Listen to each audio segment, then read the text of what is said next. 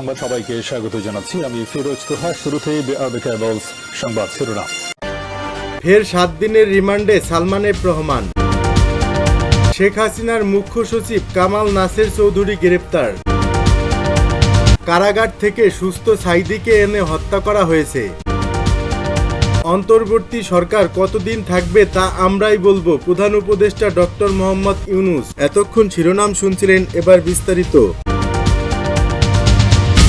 ফের 7 দিনের রিমান্ডে সালমান এফ রহমান। সাবেক প্রধানমন্ত্রী শেখ হাসিনার বেসরকারি শিল্প বিষয়ক উপদেষ্টা সালমান এফ রহমানকে পৃথক 2 মামলায় 7 দিনের রিমান্ড দিয়েছে আদালত। বুধবার 4র্থ দফার রিমান্ড শেষে তাকে আদালতে তোলা হয়। এদিন দুহার থানার বিস্ফোরক ও হত্যা মামলায় রিমান্ড আবেদন করে গোয়েন্দা পুলিশ।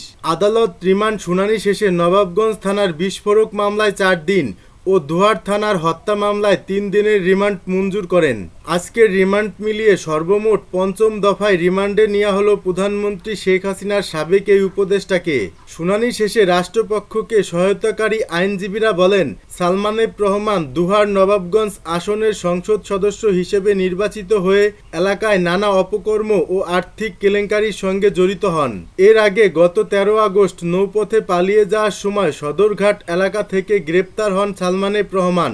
গোপন তথ্যের ভিত্তিতে নৌপথে পালানোর সময় রাজধানীর সদরঘাট এলাকা থেকে তাকে গ্রেপ্তার করে পুলিশ। পরে নিউ মার্কেটের থানার একটি মামলায় তাকে গ্রেপ্তার দেখানো হয়। শেখ হাসিনার মুখ্য সচিব কামাল নাসের চৌধুরী গ্রেপ্তার। শেখ হাসিনার মুখ্য সচিব ও উপদেষ্টা কামাল নাসের চৌধুরী ও সাবেক যুব ও ক্রীড়া সচিব মেজবাহ উদ্দিন আহমেদকে গ্রেপ্তার করেছে পুলিশ। মঙ্গলবার মধ্যরাতে রাজধানীতে অভিযান চালিয়ে তাদের গ্রেপ্তার করা হয়। ডিএমপির জনসংযোগ ও গণমাধ্যম শাখার উপ পুলিশ কমিশনার মোহাম্মদ তালেবুর রহমান বুধবার সকালে এ তথ্য নিশ্চিত করেছেন। এদিকে খুলনা 4 আসনের সাবেক সংসদ সদস্য আব্দুস সালাম মুর্শেদী, এক্সিম ব্যাংক ও বিএবির সাবেক চেয়ারম্যান নজরুল ইসলাম মজুমদার এবং বসুন্ধরা গ্রুপের কোঅর্ডিনেটর আদনানকেও গ্রেপ্তারের কথা জানিয়েছে ডিএমপি। কারাগার থেকে সুস্থ সাইদিকে এনে হত্যা করা হয়েছে। কারাগার থেকে সুস্থ আল্লামা দেলোয়ার হোসেন সাইদিকে এনে পরিকল্পিতভাবে হত্যা করা হয়েছে বলে অভিযোগ করেছেন তার ছেলে মাসুদ সাইদি। তিনি বলেন, জামায়াতকে নিষিদ্ধ করার 4 দিনের মাথায় আল্লাহ খুনি হাসিনাকে বাংলাদেশ থেকে বিদায় করেছেন।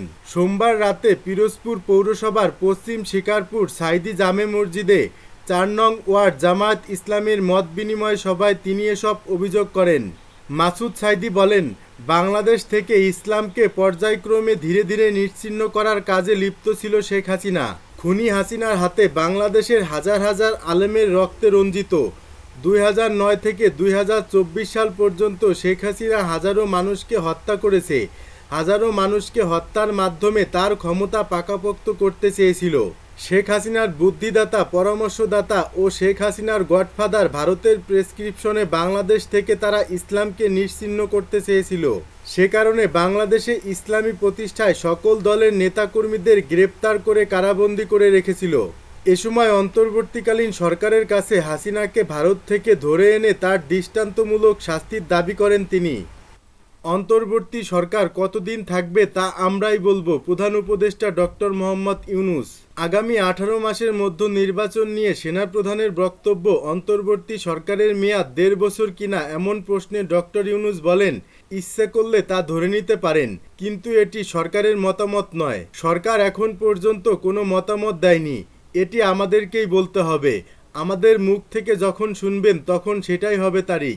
গত শুক্রবার জাতিসংঘ সাধারণ পরিষদের ভাষণ শেষে ভয়েস অব আমেরিকা বাংলাকে দেয়া এক সাক্ষাৎকারে একথা বলেন অন্তর্বর্তী সরকারের প্রধান উপদেষ্টা ডক্টর ইউনূস। অন্তর্বর্তী সরকারের মেয়াদ প্রসঙ্গে তিনি বলেন, এ বিষয়ে নিজেদের মধ্যে আলোচনা হয়েছে, তবে উপদেষ্টা পরিষদ এ বিষয়ে এখনো কোনো সিদ্ধান্ত নেয়নি। বর্তমানে ভারতে অবস্থানরত সাবেক প্রধানমন্ত্রী শেখ হাসিনাকে বাংলাদেশে ফেরানোর বিষয়ে তিনি বলেন, এটি আইনগত বিষয়।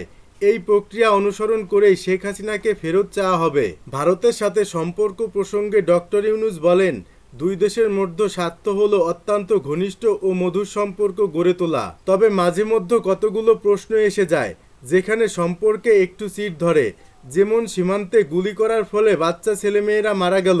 এই বিষয়গুলো মনে কষ্ট দেয়। তবে ভারতের সরকার ইচ্ছা করে এসব করছে তা মনে করি না।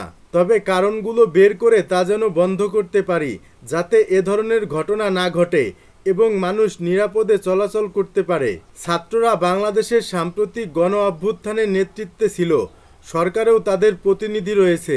তবে অনেক ছাত্রকে দেশের নানা ক্ষেত্রে ও প্রতিষ্ঠানে কর্তৃত্ব প্রতিষ্ঠার চেষ্টা করতে দেখা যাচ্ছে। শিক্ষার্থীরা কি দেশ চালাচ্ছে, এমন প্রশ্নের জবাবে ডক্টর ইউনূস বলেন, শিক্ষার্থীরা দেশ চালাচ্ছে বলছি না, তবে তাদের চালানো উচিত।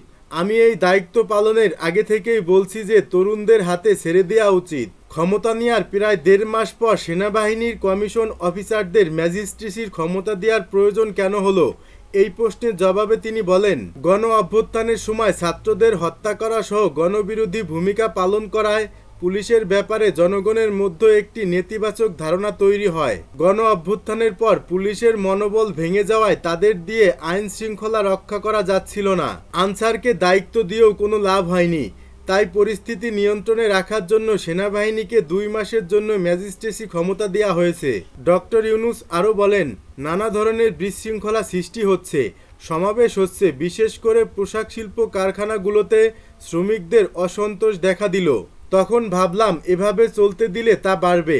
তখন সেনাবাহিনীকে ম্যাজিস্ট্রেসি পাওয়ার দেওয়া বিষয়টি সামনে আসলো। সেনাবাহিনী বলল আমাদেরকে কেউ পরোয়া করছে না, কারণ আমাদের কোনো ক্ষমতা নেই।